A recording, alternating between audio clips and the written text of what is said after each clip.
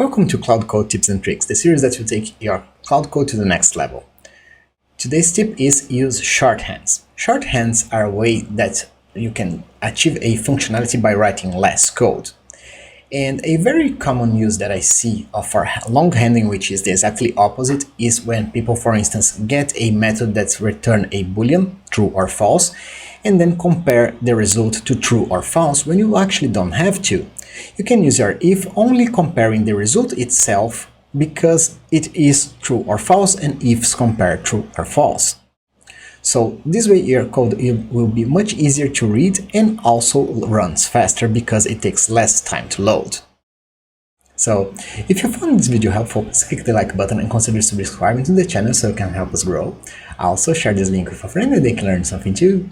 If you are subscribed, thank you for that. If you have any questions, suggestions, or any implementation you'd like to see, please leave it on the comment section down below. We will always answer all the questions. I hope this content was useful to you and hope to see you back. See you soon. Bye bye.